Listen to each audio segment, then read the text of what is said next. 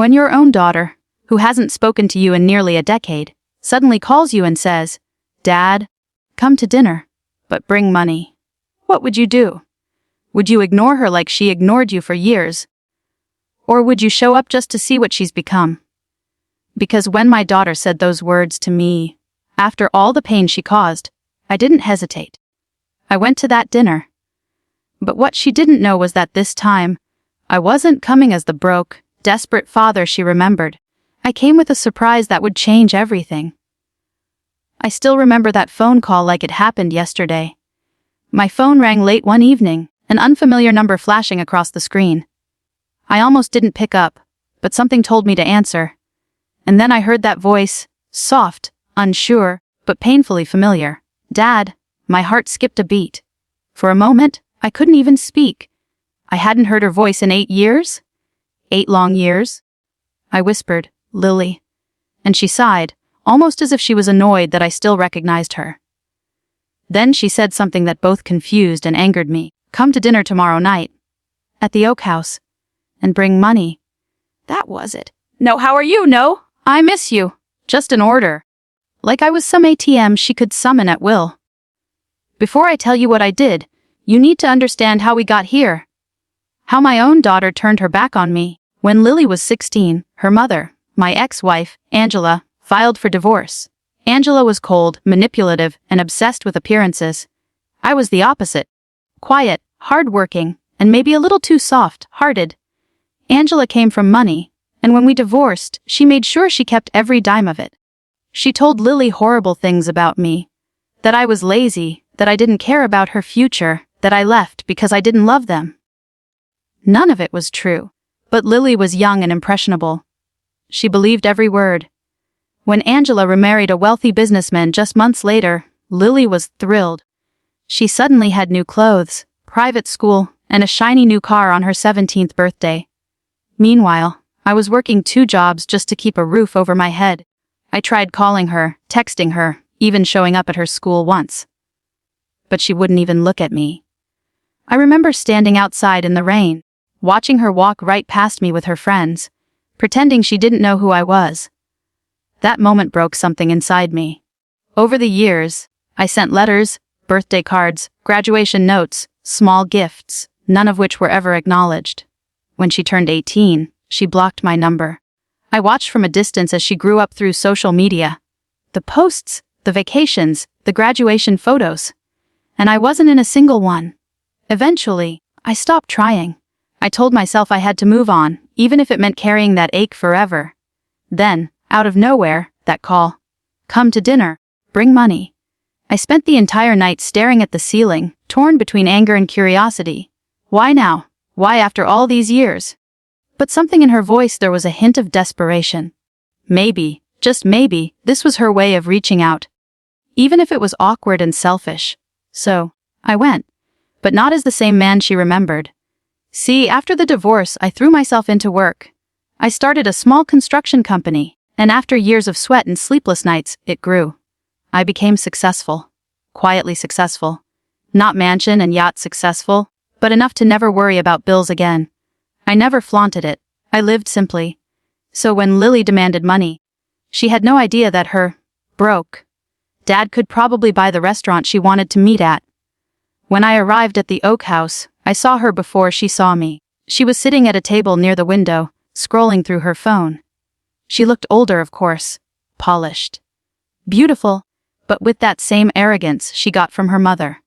When she finally looked up, her eyes widened in brief surprise before she forced a polite smile. "Dad," she said flatly, standing up just enough for a quick, awkward hug. It wasn't warm. It wasn't real. We sat down, and before I could even ask how she was, she got straight to the point. "I'm glad you came. I need your help." "Financially?" My jaw tightened. She said it like she was ordering coffee. No emotion, no remorse. I asked, "Help with what?" She sighed dramatically, like I was being difficult. "I'm getting married, Dad, and things are complicated. Mom's husband isn't helping, and I really need to pay for the venue deposit this week." I almost laughed. 8 years of silence, and the first words out of her mouth were a request for wedding money. I asked her if she even wanted me at the wedding, and she hesitated. That hesitation was my answer. Of course, she said, but it didn't sound convincing. I mean, if you can contribute. It'd be nice to have you there. I looked at her for a long time. She couldn't even make eye contact. How much do you need? I finally asked. She leaned in and said softly, 20,000. My heart sank. Not because of the money, but because she had no idea who I was anymore. So that's the situation I was in, sitting across from the daughter who'd erased me from her life, only to summon me when she needed cash. Before I tell you what happened next, I want you to pause and think. What would you have done in my place?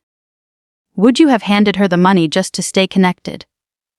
Or would you have walked away and let her face the consequences of her choices? Think about it and tell me in the comments what you would have done.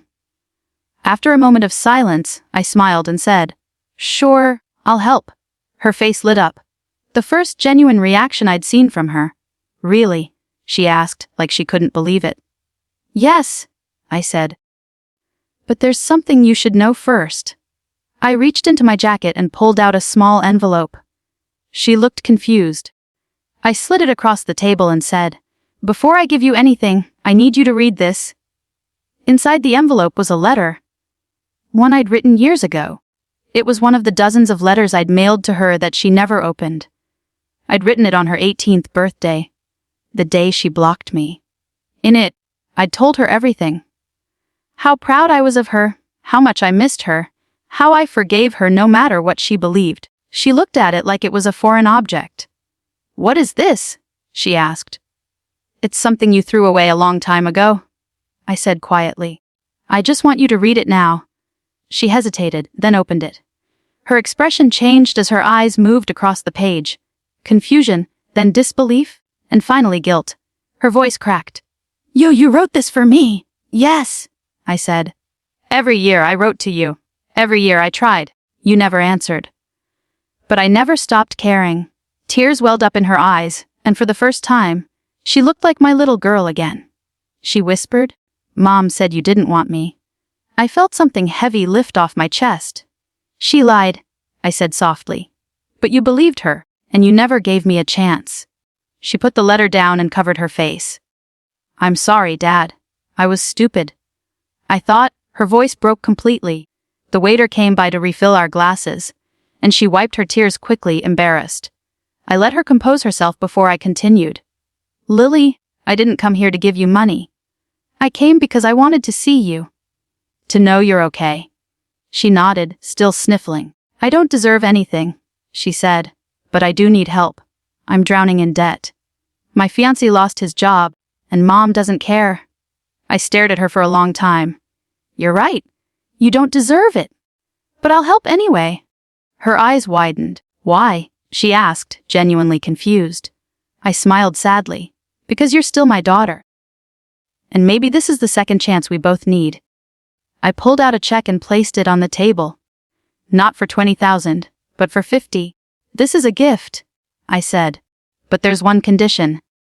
I don't care about your wedding, your fiancé, or your mother's approval. I just want you to stay in touch.